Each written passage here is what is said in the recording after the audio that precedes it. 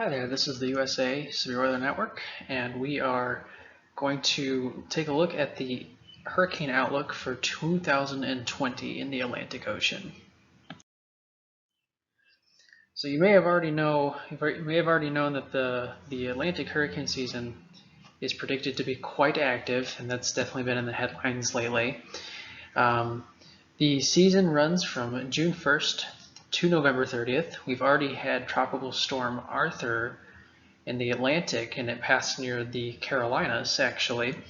So the season's already kind of started off nice and early, but technically the season does not begin until June 1st. That's just here in a few days, though. The peak months are from August to October, and it is expected to be very active this year. This is the official hurricane season outlook that was released by NOAA's Climate Prediction Center just about a week ago, possibly, maybe actually a little bit sooner than that. But they are calling for 13 to 19 named storms, 6 to 10 hurricanes, and 3 to 6 major hurricanes. And that pie chart that's to the left of that shows you the probability of experiencing above normal, near normal, or below normal season. And you can see that more than likely we will have an above normal hurricane season. There's still a 30% chance that it could end up near normal, but you can see that it is very unlikely to be a below normal season. But more likely than not, we are probably going to be above the seasonal norm. And this is just compared to other hurricane season predictions. You can see the NOAA forecast is at the top. And there's a variety of different agencies that will release these outlooks. A lot of them are college universities that have weather programs, stuff like that. Colorado State University is predicting 16 named storms, 8 hurricanes, and 4 majors. You can see University of Arizona has 19 named storms, 10 hurricanes, 5 majors. The tropical storm risk at 16 named storms, 8 hurricanes, 3 majors. But you can see as you go down the list, at the bottom is the average there with 12 named storms, 6 hurricanes, and 3 majors.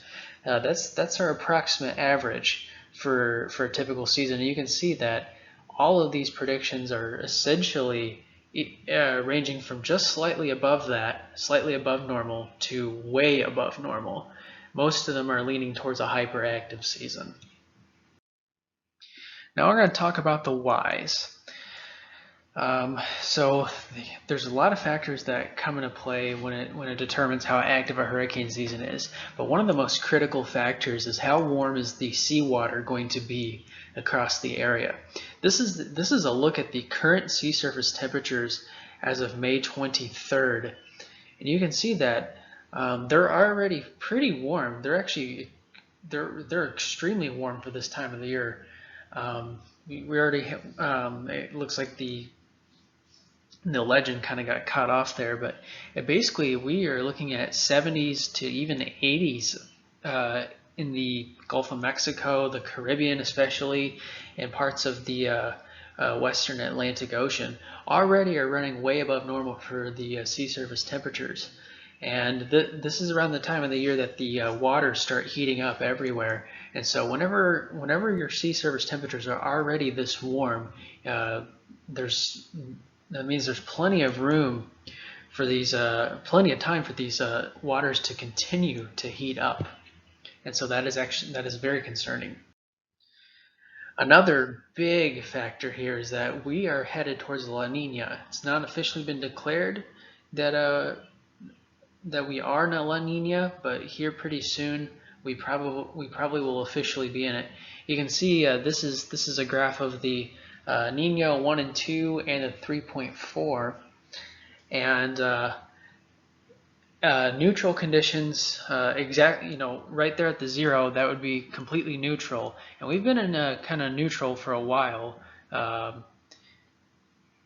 but you can see we are clearly trending towards a La Nina, which typically we're not in La Nina territory until we start getting towards like a 1 degree Celsius below the, actually sooner than that. It's usually like half a degree or so below that 0.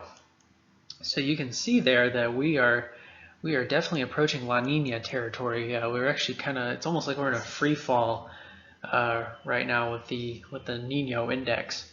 So La Nina is a cooling of the Pacific waters off the coast of South America towards the Central Pacific Ocean. So a cooling of that region tends to lead to a wind pattern that supports significant warming of the Atlantic waters in the Gulf of Mexico. So typically in La Nina years, we tend to see above average Atlantic hurricanes.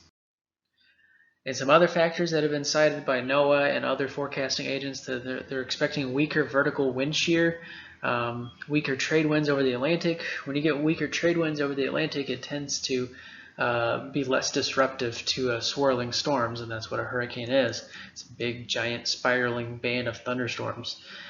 Weaker trade winds over the Atlantic will probably allow hurricanes to get larger, and there are enhanced monsoons over Western Africa. We actually have a lot of our tropical waves that come off of the coast of Africa, and so they'll have, if you get more storms coming off of Africa, there'll be more of an opportunity for those for hurricanes to come off of that. This is a graphic courtesy of WeatherBell, and WeatherBell is predicting 14 to 20 storms, 7 to 11 hurricanes, and 3 to 6 major hurricanes. So all in all, an above to well above average prediction there. And you can see that they've highlighted areas that are at highest risk for impacts, and unfortunately it's a lot of the United States. Parts of the Florida coast, the Gulf of Mexico, even up the eastern seaboard are all at a high risk for impacts this year, and more than 50% of the total activity is expected to be in this that general area of the Western Atlantic, where we already have the above normal sea surface temperatures. So unfortunately that puts the United States at a higher risk for hurricane impacts. So we have a coronavirus pandemic on our hands, and we're trying to open up with that, and a really busy hurricane season could seriously essentially kick us while we're already down. So ways you can prepare is, well, first off, determine how vulnerable your property is to hurricanes. If you live in a hurricane-prone area, I mean, you've probably already done this, but it'd be a good idea to review that. Are you susceptible to high winds? Are you susceptible to storm surge and flooding? Those are things you want to consider as the hurricane season is just around the corner. Have supplies ready. Make sure you have a hurricane disaster kit with you. Review or develop an evacuation plan. Evacuations are very important, especially during major hurricanes. Make sure you have some kind of a plan ready for that. And strengthen your home, especially when a hurricane is threatening your area.